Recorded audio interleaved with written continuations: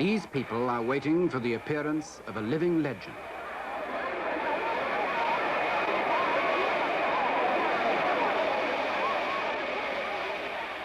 Ministers of government, ambassadors and their wives, princes of the church.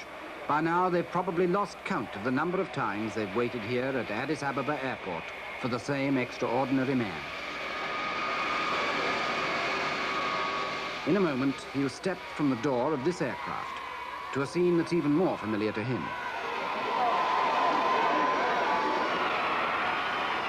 And here he comes, the legend in person. One of the world's best-known figures and faces, and one that most of us know least about. Father figure of modern Africa and relic of a vanishing world, feudal despot and reforming monarch, one of the last claimants to the divine right of kings, the legendary descendant of King Solomon and the Queen of Sheba.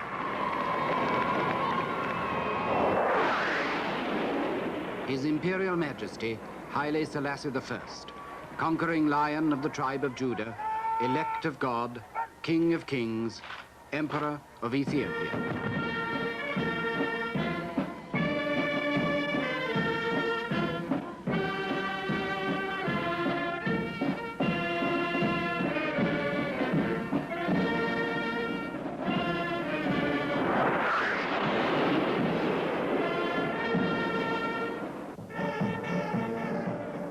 Not long ago, Haile Selassie celebrated his 40th anniversary as emperor, and his own people of Ethiopia came to do him honor.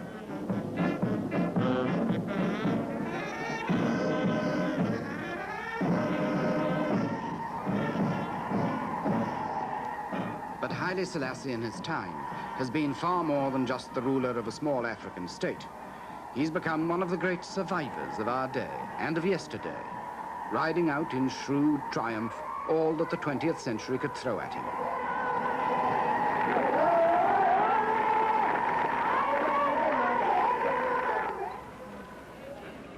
Today, Haile Selassie is courted by all the world. At his anniversary reception, the representatives of 100 nations came to salute the authority of this tiny old man.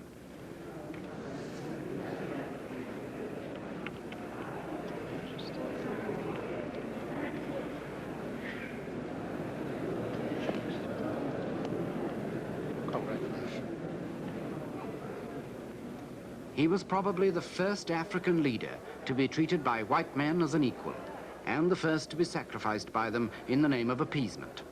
He's learned to trust nobody, except perhaps his dog, and yet he's won the respect of the world, for there's no man alive today whose life has spanned so much. Now, in his old age, he's practically the incarnation of the history of our time.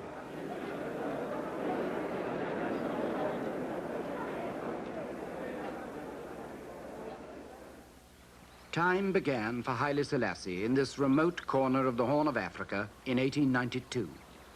In London, Queen Victoria had celebrated her Golden Jubilee. In Africa, the colonial powers were carving up the continent, but the world Haile Selassie was to grow up to had not been dreamed of. He was born in a thatched hut and christened Tafari Makonnen, and though he was of Ethiopia's royal blood, his childhood on these hillsides was as carefree as childhood should be.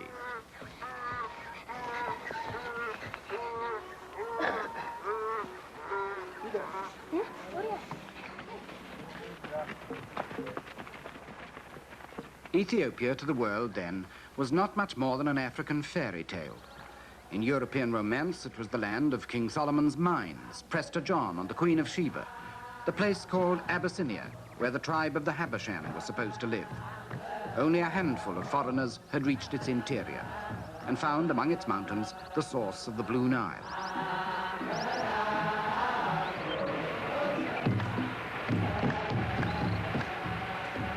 The rest was as dark as anything in darkest Africa, hidden by giant mountains from the deadly curiosity of the world.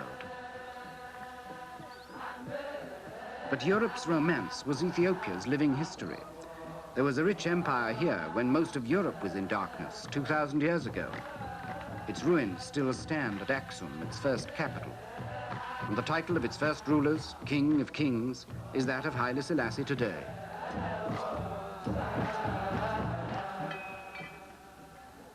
The empire's history since then is a rich confusion of fact and legend. There are still 50,000 people like these in Ethiopia who call themselves Jews of the House of Israel and claim descent from the first Jews out of Arabia 3,000 years ago. They observe the Jewish Sabbath and mark their pottery with the Star of David. Like Haile Selassie's imperial crest, the star crowns the Lion of Judah, the central Ethiopian symbol, begotten from Sheba, who bore a son to King Solomon and called him Menelik, the first Ethiopian emperor.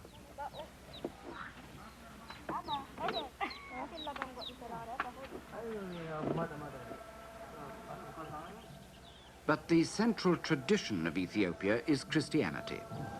Long before most of Europe was converted, the empire was a pillar of Christendom, whose emperor earned another title that Haile Selassie carries today, the elect of God. The echoes of 16 centuries of Christianity sound with undiminished faith through Ethiopia's churches now.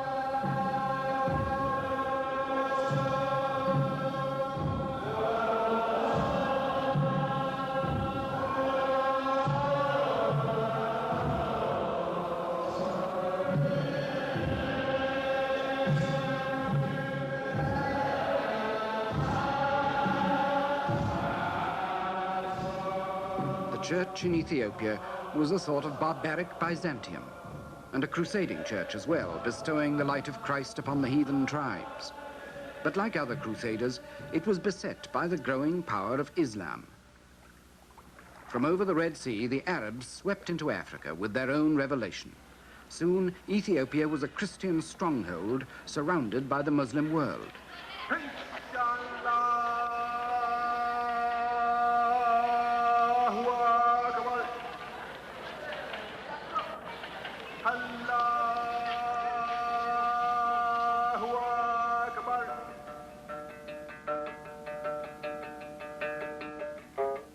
Hidden in the mountains from the Muslim invasion, the emperors and priests of Ethiopia kept the Christian faith alive.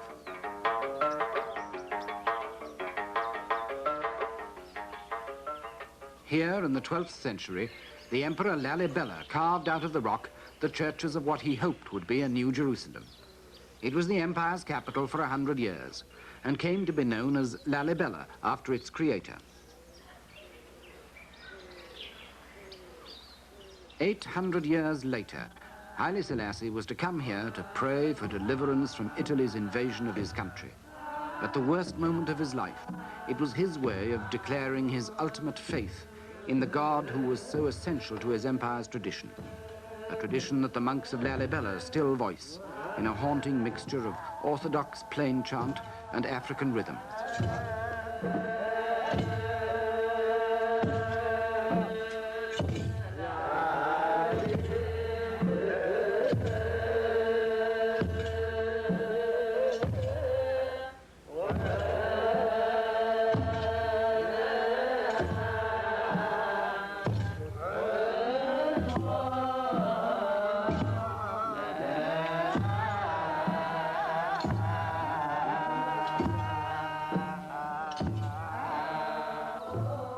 In the long struggle with Islam, church and state became inseparable, and the Christian powers of Europe sent emissaries to the emperors to help them against the Muslims.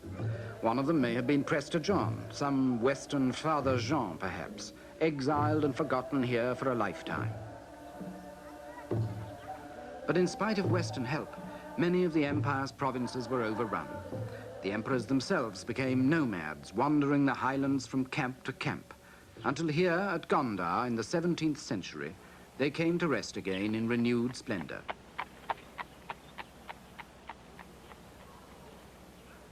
These castles of Gondar are unique in Africa.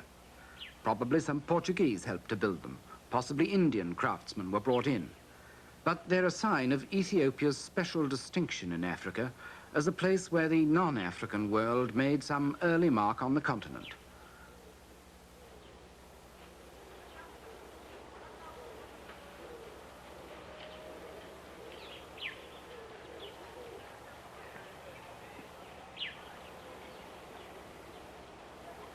Gondar was only a brief revival of a declining empire. In another 100 years, the court was on the march again, still carrying the Christian banner, but challenged at every step by powerful feudal barons, as the kings of medieval England used to be. Only the church held Ethiopia together, and gradually authorities shifted again towards the church strongholds in the central mountains. Here, the empire that Haile Selassie would inherit began to take shape, under King Haile Selassie, his great-grandfather. King Haile was one of the most powerful barons, and it was to him that the new commercial empires of 19th century Europe came with their gifts and guns. And his kingdom was the foundation on which the Ethiopian empire was rebuilt.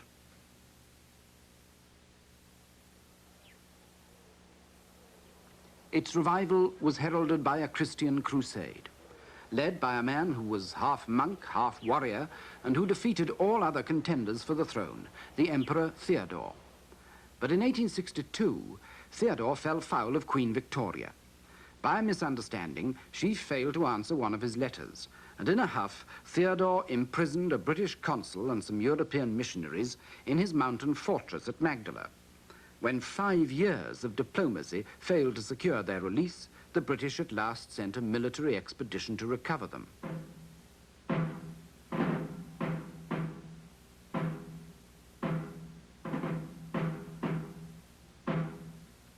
It was a ponderous exercise, but effective.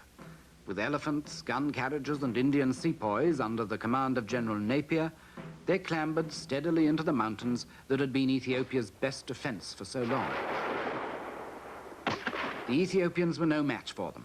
They had few rifles and no artillery to save their old empire from the new world. As Napier's army approached their last stronghold, Theodore shot himself. The new concept of empire had triumphed over the old. Yet in Theodore's medieval crusade, there was a glimpse of a new Ethiopia. And 20 years later, under the Emperor Menelik, grandson of Haile Selassie and half-uncle to Haile Selassie, that glimpse became something like reality.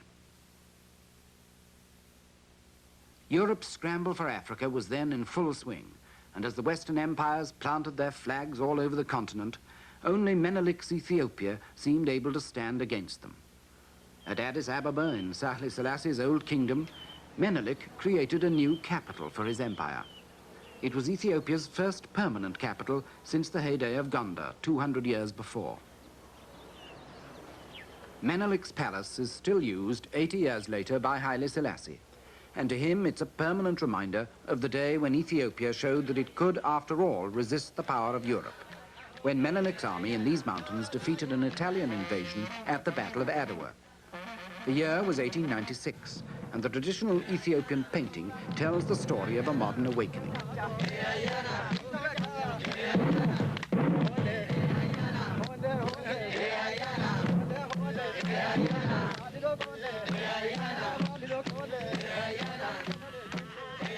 It was the first time a European army had been defeated by Africans since Hannibal beat the Romans 2,000 years ago.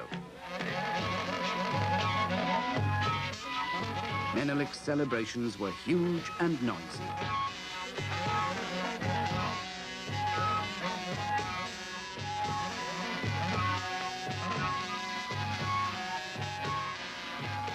For days on end, the drink ran like water, and the tables were red with the blood of raw meat. In the rejoicing, the Ethiopians hardly noticed that they had still to pay a price for their independence. From now on, they would be enmeshed in the quarrels of the European powers.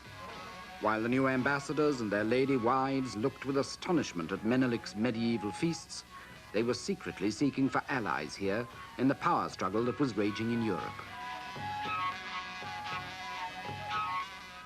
Into this strange twilight world between yesterday and today, Haile Selassie was born.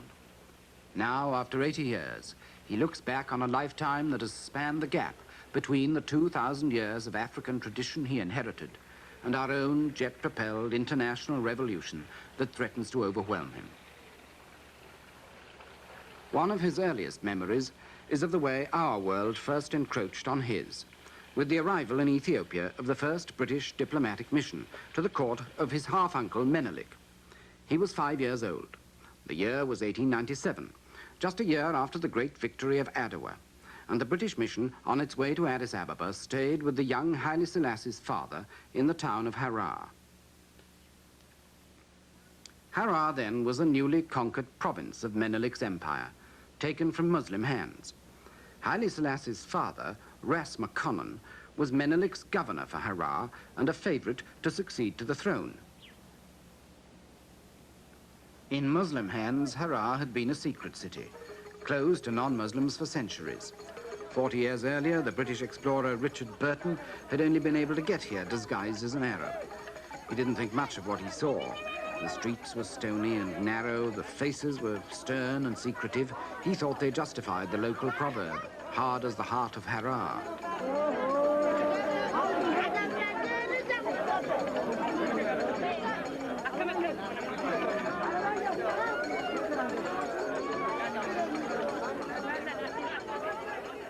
Harar's not a great deal better now, but for what change there is, Haile Selassie's father can take some credit.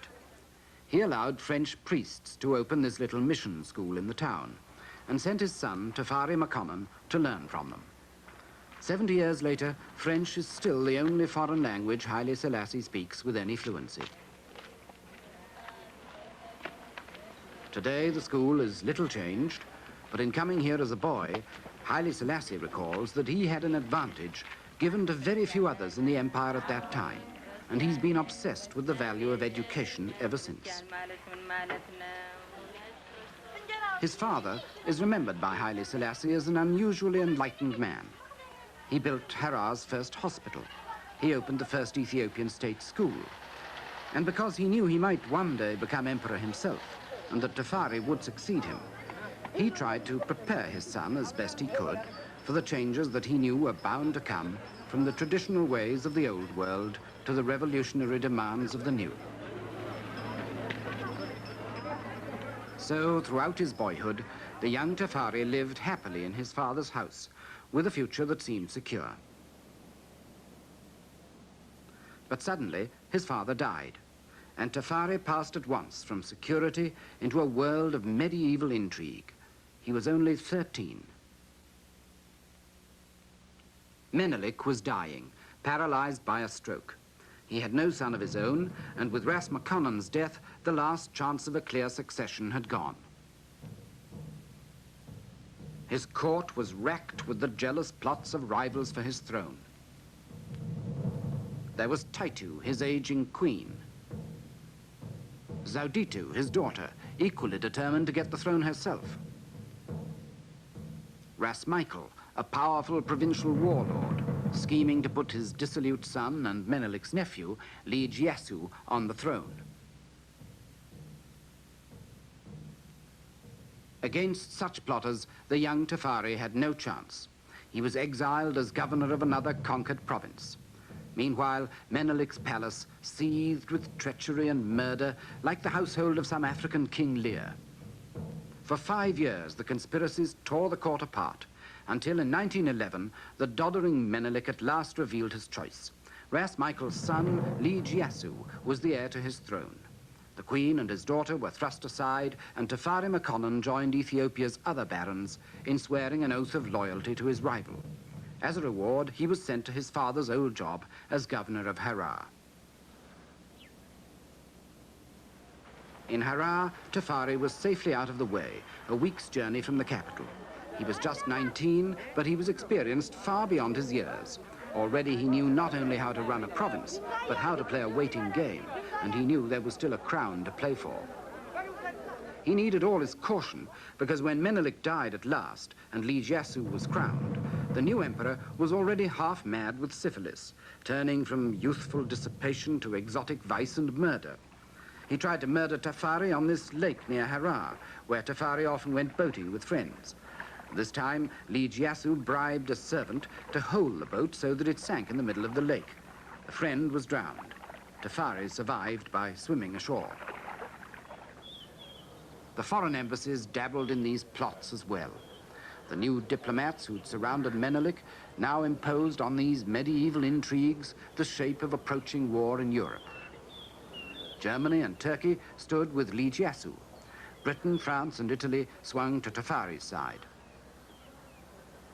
It was 1914, and as the guns opened up on Europe's western front 4,000 miles away, the contest in Ethiopia took an older shape. Christianity once again prepared for a clash with Islam. A Muslim empire in Africa was the bait dangled before Lijiasu by Germany and Turkey, and in his craze for power, the new ruler of a Christian empire became a Muslim in all but name. For the Christians, it was the last straw. Vice, murder, and rape they were accustomed to, but apostasy struck at the heart of their tradition. Lijiasu was formally excommunicated from the Ethiopian church, and with British encouragement, Tafari was proclaimed regent with the title of Ras, or prince. He was 24 years old. Zawditu, Menelik's daughter, was crowned empress at the same time. But the struggle was unfinished. Lijiasu was still free, and on this great plain north of Addis Ababa, his father, Ras Michael, gathered an army to restore him to the throne. It was another medieval scene.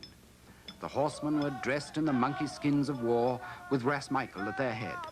On the other side, Ras Tafari's men gathered for battle in the same way. In Europe, the bloodiest of modern wars was being fought with tanks, machine guns, and poison gas. But here, the centuries rolled back as if to King Henry at Agincourt, or Richard losing his crown at Bosworth Field.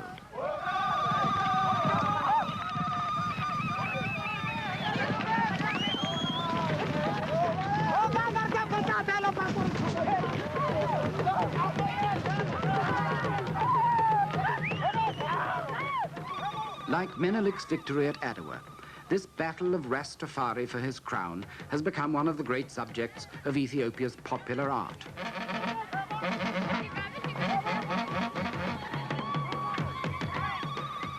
The battle lasted a full day, surging one way and then another. But in the end, the man who rode back to Addis Ababa in triumph was Ras Tafari. It was a victory that he still recalls as the turning point of his life. But almost immediately, he was embroiled in the outcome of the other war in Europe. At the Versailles Peace Conference, in their victory, the Allies again redrew the map of Africa. But once more, Ethiopia escaped. Playing off the great powers against each other, Ras Tafari kept his independence. Joining the new League of Nations, he put his faith in the latest post-war watchword, collective security. In such great company, one little country would surely be safe, for none would let another gobble it up.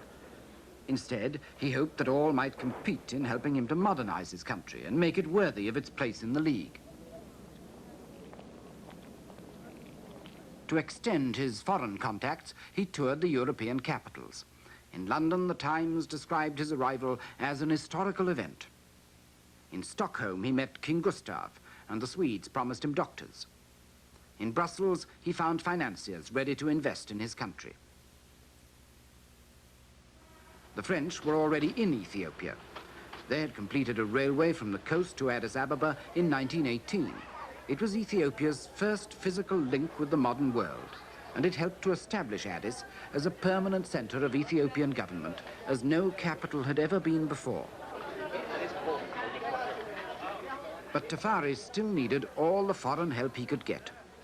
Most of Ethiopia was still sunk in the Middle Ages, and Addis Ababa was still only a ramshackle place of tin roofs and open drains.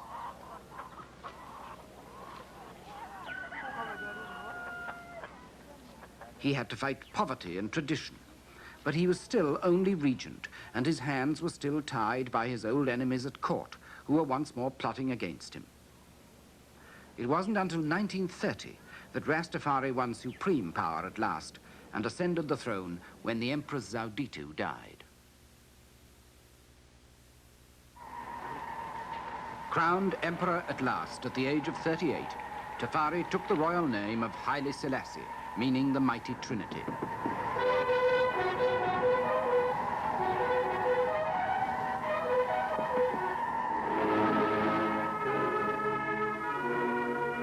His coronation was attended by men of rank and circumstance from all over the world. The Duke of Gloucester went from Britain. France sent a field marshal. Italy, the heir to the throne.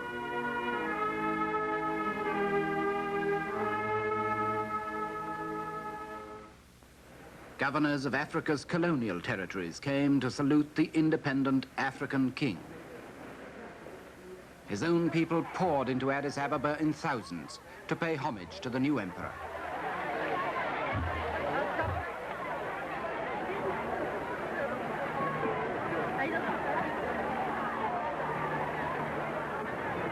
At this moment, Ethiopia seemed about to be the first country in black Africa to step hopefully into the modern world. Instead, the modern world marched almost at once into Ethiopia, far more brutally than before. Benito Mussolini, the Italian dictator, proclaimed he would create a new Roman Empire, and he aimed at the one place left for imperial conquest in Africa, Haile Selassie's Ethiopia.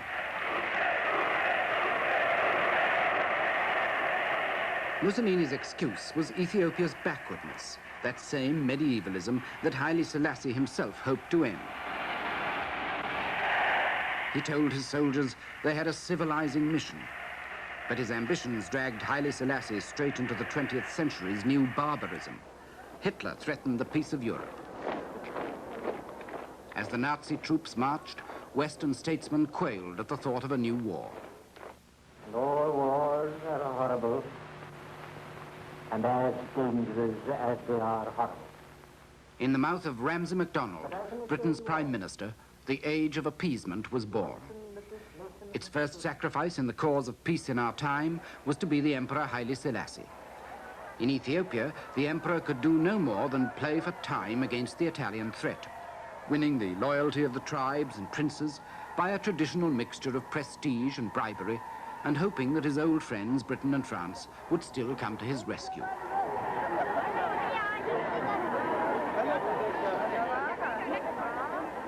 But Haile Selassie and his men were whistling in the dark. The Italian troops were already embarking, and Britain and France would do no more than proclaim an embargo on arms sales to both sides. For Italy, with her own arms, the embargo was a green light. For Ethiopia, it was a death sentence.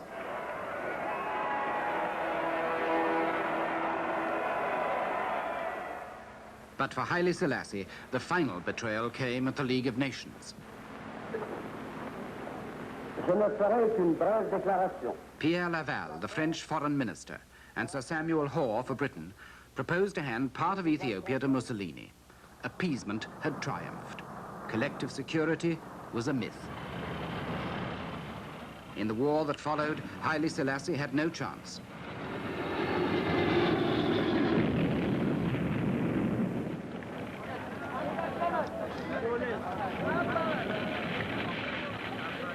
"40 years earlier, Haile Selassie's father had helped Menelik to beat the Italians at Adwa. Now Mussolini's troops had their revenge. Within a month, Ethiopia's first capital at Aksum had fallen, and over 2,000 years of independence were nearly at an end. Abandoned by his international friends, Haile Selassie found even his own men unwilling to fight on. He had only a handful of trained troops. The rest were untrained tribal warriors, hopelessly outgunned.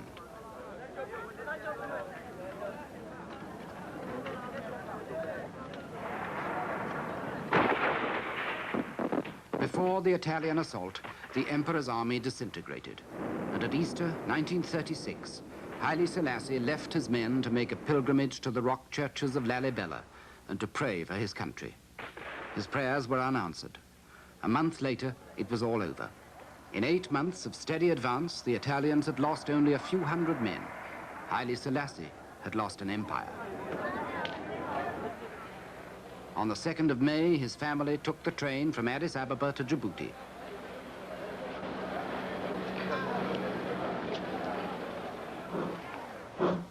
On the 5th of May, Haile Selassie followed them.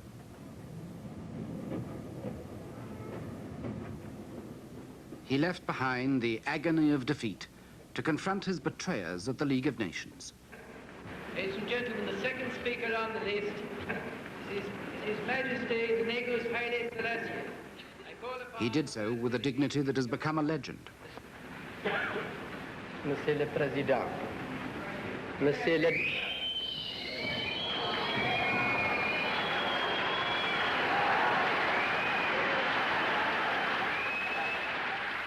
The jeers of fascists in the gallery did not stop him. I am here to claim justice, he said. What reply shall I take back to my people? There was no answer, and there could be none. The League was dead. So, said the Emperor, it is us today. It will be you tomorrow.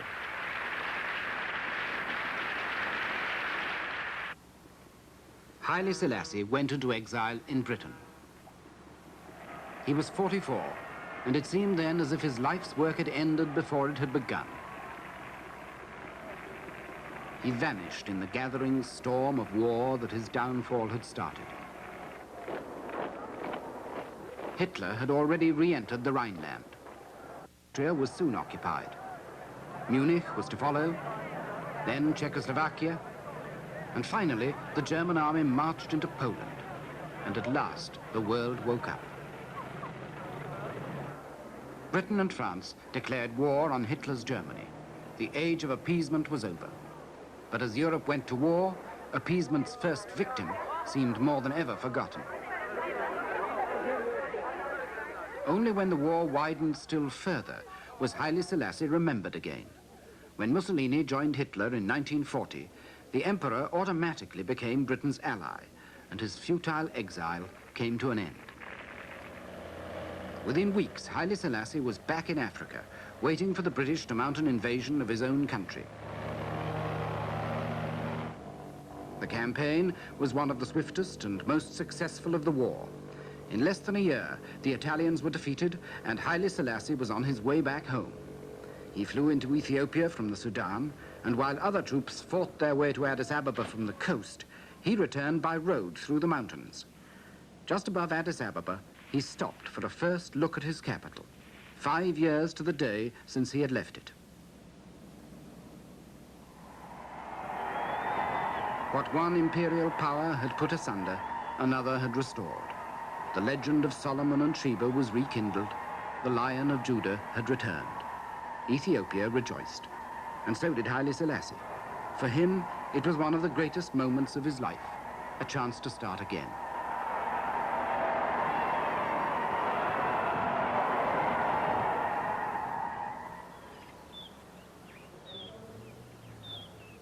"30 years later, in the grounds of his palace in Addis Ababa, where he takes his daily walk among the lions that symbolizes imperial power, he reflects now that at that moment of return he was already 50 and had accomplished little. The Italians had left very few colonial improvements for him to build on. They'd only been there for 5 years, and they'd left things pretty much as before. There was no central administration. There certainly weren't any bright young graduates. There were no army officers, and there wasn't even a common language. Fundamentally, Haile Selassie was back with the same ramshackle empire he had won before, and whose primitive traditions he hadn't had a chance to scratch.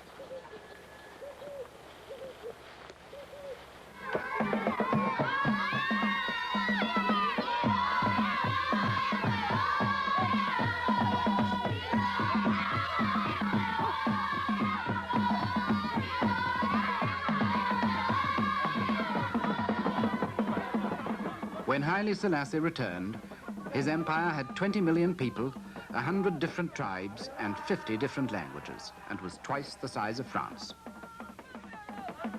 It was a proud empire, but its 2,000 or 3,000 years of tradition underwrote poverty, disease, and ignorance.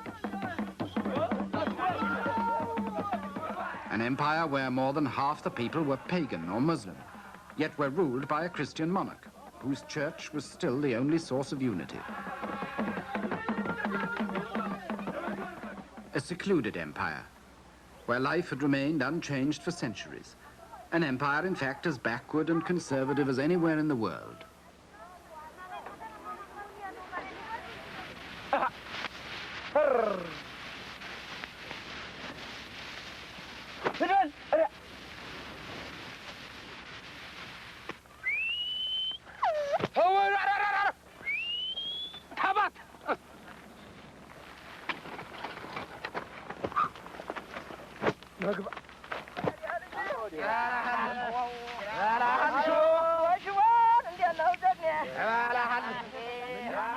There was no easy escape from the isolation and poverty of Haile Selassie's empire.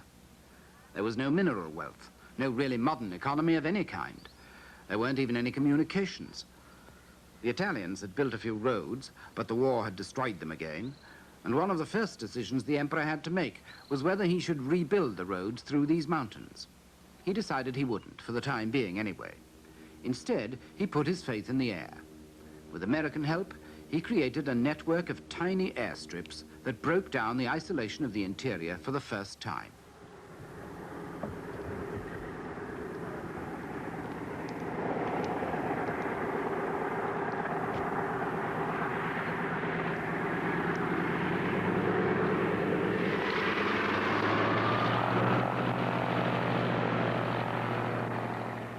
When the 1950s opened, Ethiopian Airlines were in business. It was Haile Selassie's first major accomplishment in modernizing his country.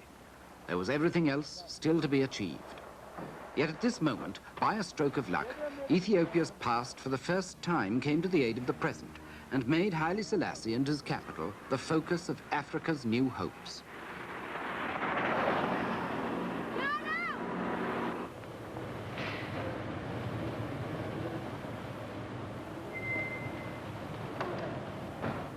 As almost the only independent African ruler after the war, Haile Selassie provided a symbol of self-respect for black men just emerging from white rule. The wind of change had come to Africa.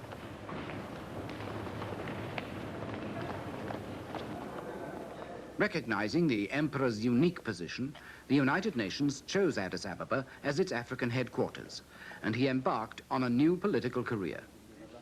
The age in which we live, Your Imperial Majesty, is an age of paradox. In his brand new Africa Hall, Haile Selassie presided at innumerable meetings of his new revolutionary colleagues. He became the great African father figure, the great African peacemaker, in the Congo, in Biafra, in Morocco and Algeria. It was a strange apotheosis for the King of Kings. He didn't always succeed, but his voice commanded respect, because he alone in Africa had been both victim and victor in the struggle against colonial rule. He alone had been the first martyr of the old Leagued Nations and was now a founder and guide of the new United Nations. Seeing his influence in the new Africa, the world beat a path to his door. The Organization of African Unity followed the United Nations and set up shop in Addis Ababa. Diplomats and businessmen flocked in. Within a decade, the face of Addis Ababa was transformed. The signs of international affluence towered over the old open drains.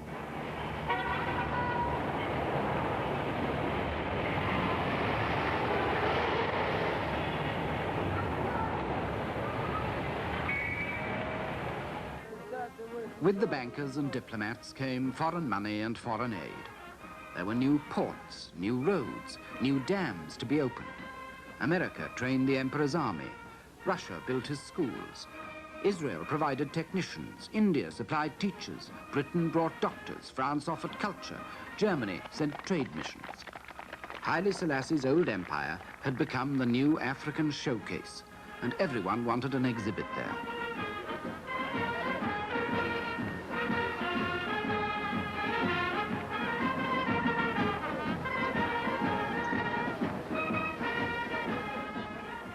Today, Haile Selassie is besieged by foreign delegations hoping to catch his ear. He balances these contemporary forces to strengthen his own independence as shrewdly as he juggled half a century ago with the rival tribes and princes in his old fight for power. One day it may be a Japanese delegation, the next day a mission from Maoist China. It doesn't matter what political persuasion they are, they all see Haile Selassie as an essential link to the rest of Africa. At home or abroad, half his life seems consumed with ceremonial state visits, some of them purely political, some of them simply a tribute to his personal stature.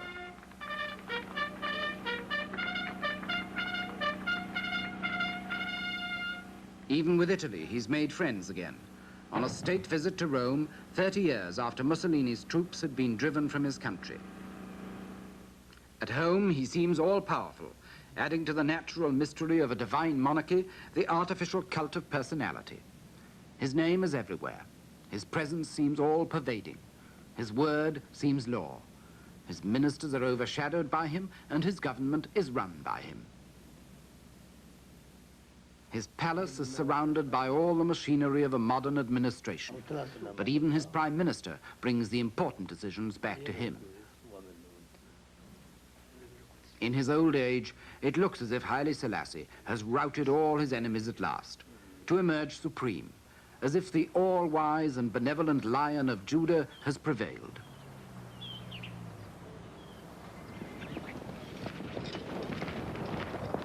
Yet the one thing Haile Selassie has not prevailed over is his own country. Outside Addis Ababa, the traditional Ethiopian ways have hardly changed at all. The emperor's writ runs only as far as his governors can ride.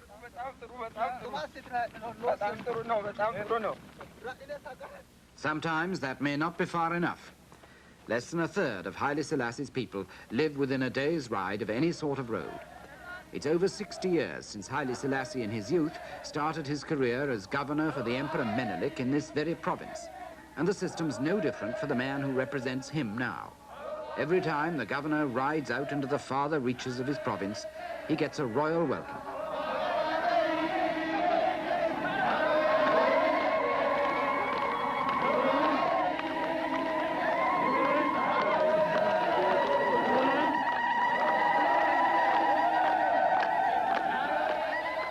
Like Haile Selassie in the old days, the governor still needs guards to protect him, servants to tend him, even interpreters to translate for him, because hardly anybody in the remoter provinces speaks the language of the emperor's government.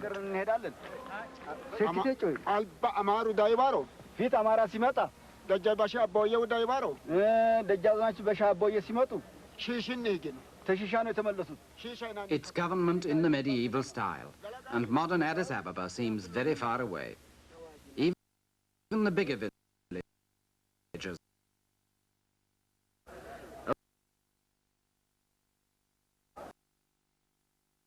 eye for an eye, island villages.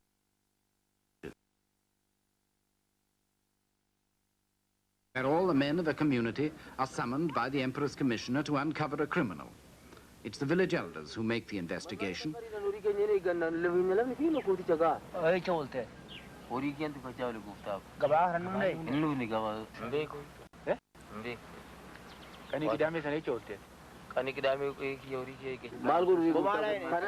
If they can't agree on a culprit, every man present will suffer his share of a collective punishment.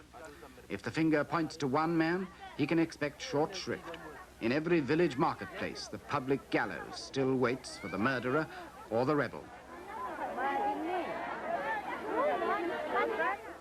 But what's law for the poor in Haile Selassie's empire is less often law for the rich. The Ethiopian parliament is the emperor's own creation, a little nudge of his people towards constitutional government. But it's twice refused to pass the emperor's own land reform law because its members won't give away their own privileges.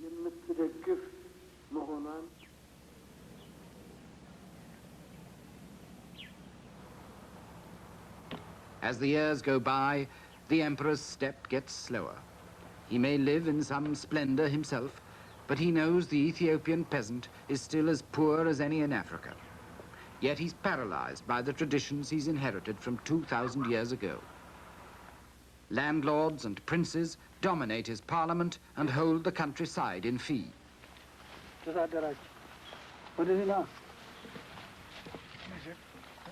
The peasants own nothing, and at harvest time, the landlords and their bailiffs come to demand their share of the crop.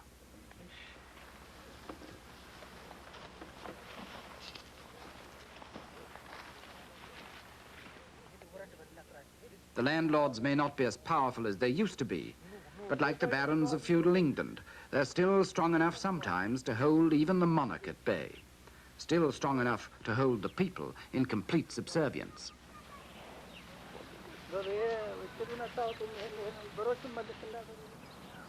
Biggest of all the landlords is the Ethiopian church. History has made it inseparable from the empire, And now, as powerful as the great monastic orders of medieval Europe, it dominates the life of the Christian highlands.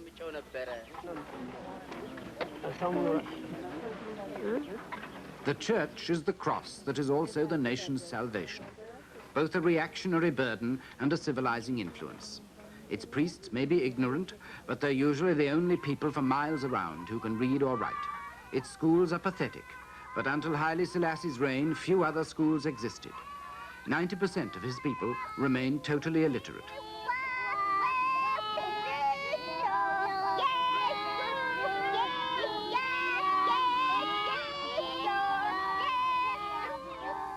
Nearly half the population of Ethiopia now is under the age of 15, and for Haile Selassie, their education has always been an obsession. He's taken personal charge of the Ministry of Education, sought teachers and money for more schools from half the countries in the world, and turned one of his palaces into a university. He's directly responsible for whatever schooling these youngsters get. But like everywhere else, the more they have, the more they want. School strikes and revolutionary slogans take command. And Haile Selassie's efforts are dismissed by the young as mere failure and repression. The educated middle-aged are rebellious too. They owe their privileges to the emperor as much as to anyone, but they whisper their discontent in the posh bars of Addis every night and can't wait for the old man to go. But the old man's still there, as shrewd and ruthless as ever. He still knows how to balance one force against another, playing off traditional resentments against novel discontents.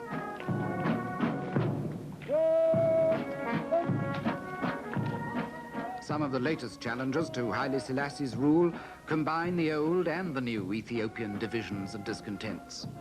Down near the coast in Eritrea, where the Italians had their empire for half a century, there's a popular liberation front now fighting for independence from Haile Selassie and joining the old battle of Islam against Christianity with a new revolutionary movement against an ancient monarchy.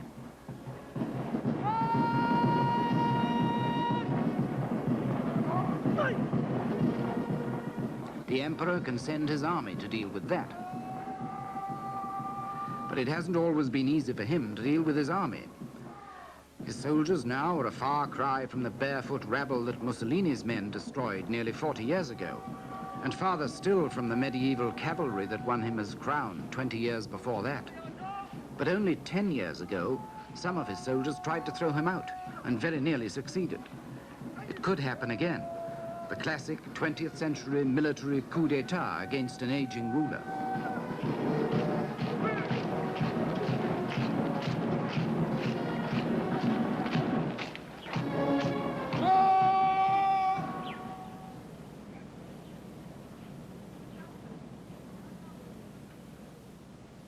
Haile Selassie is a lonely man now. His wife, 2 sons, a daughter are all dead, and though others remain to keep him company now and then, the essential solitude of his life on the tightrope of power must grow more oppressive every year. On one side, there's still the old Ethiopian world of feudal power and tradition. On the other, there's the new challenge of his own reforms, the educated youngsters and the modern army officers who want the world and would like it now. They're the upper and nether millstones which have ground many a good man exceeding small, especially in this century. To have survived them for the better part of 55 years in power is something unequaled by any ruler in the world today. No wonder the Lion of Judah has become one of the living legends of our time.